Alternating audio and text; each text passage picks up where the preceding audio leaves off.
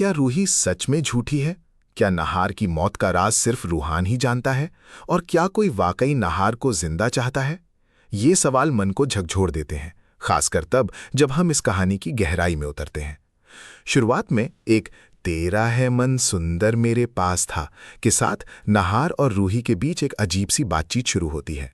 रूही कहती है कि उसे कॉल नहीं आ रहा था, आवाज नहीं आ रही थी और नेटवर्क की समस्या थी। फिर वो कहती है कि उसे नीचे जाकर कॉल बैक करना था और नीचे आने के बाद बात खत्म हो गई। यहां पर सबसे चौंकाने वाली बात है कि रूही कहती है कि रूहान के बारे में तो कोई बात ही नहीं हुई थी।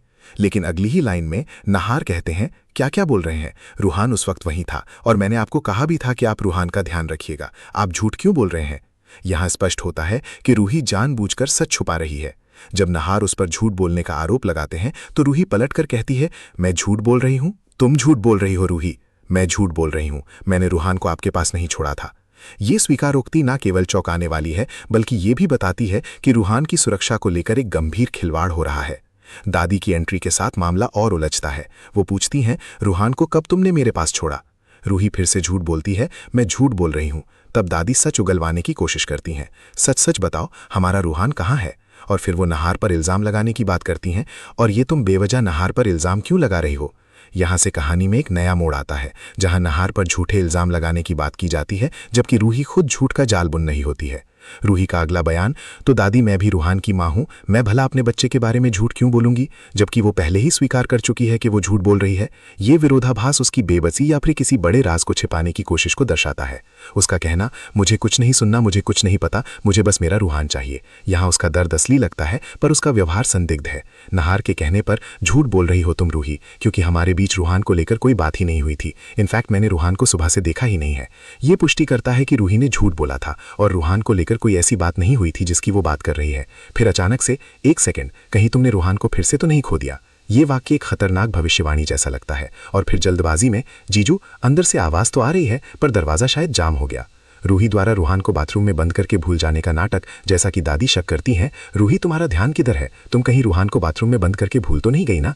रूही का स्वीकारना, मैंने बाथरूम बंद किया जरूर था लेकिन उस टाइम रूहान बाथरूम में नहीं था। और फिर मम्मी जी का कहना, मम्मी जी वो मुझे लगा कि रूहान ना जीजू के साथ गया है गार्डन में, इसीलिए मैंने ध्यान से तो नहीं देखा था। ये सब दिखाता है कि रूही की लापरवाही चरम पर है या शायद वो जानबूझकर ध्यान भटका रही है।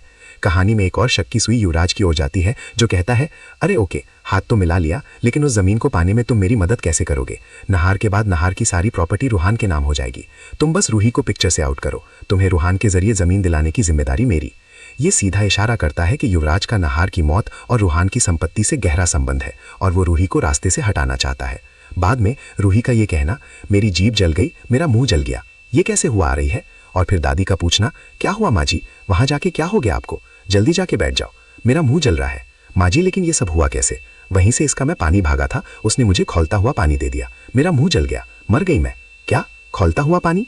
ये दादी द्वारा रूही पर आरोप है कि रूही ने जानबूझकर खौलता हुआ पानी दिया और ये रूही के धोखे की एक और परत खोलता है। अंत में रूही का अंतिम कथन, सच ये है कि ये इंसान मेरे नहार जी नहीं नहीं नहीं मन सुंदर। ये एक बड़ा खुलासा है जो बताता है कि नहार शायद जिंदा है और ये पूरा ड्रामा शायद किसी बड़ी साजिश का हिस्सा है। ये कहानी एक ऐसे मोड़ पर आकर रुकती है जहां विश्वास, झूठ और पहचान का धुंधलका छाया हुआ है। आने वाले एपिसोड्स में नहार के सच, युवराज की चाल और रूही के असली इरादे सामने आने की उम्मीद है।